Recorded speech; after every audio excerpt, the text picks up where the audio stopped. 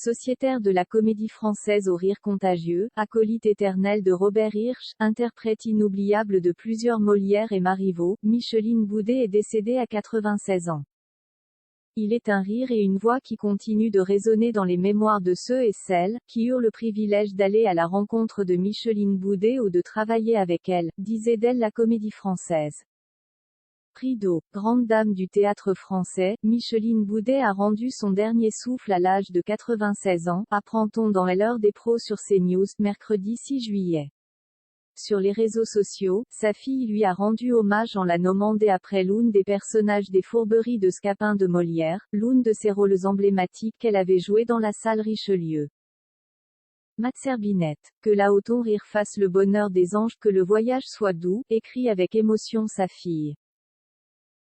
Giraudoux, Marivaux, Beaumarchais, Shakespeare, Feydeau. Celle qui est restée, jusqu'à la fin de sa vie, sociétaire honoraire de la Comédie Française a incarné plus d'une centaine de personnages au cours de sa prolifique carrière, au théâtre public comme privé.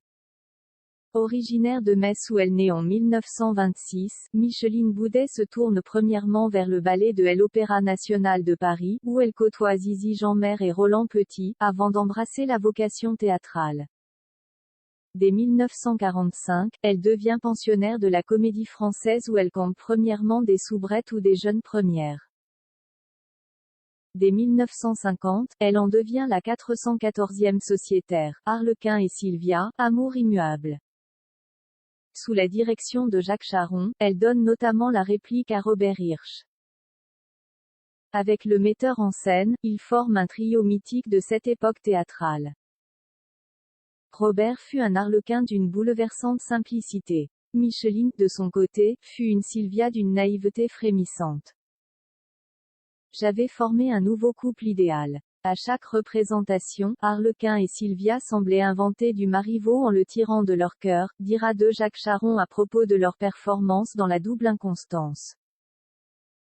Au cinéma, Micheline Boudet fait quelques apparitions aux côtés de Fabrice Lucchini dans Rien sur Robert, 1998, de Pascal Bonitzer ou encore dans Le Créateur, 1999, d'Albert Dupontel.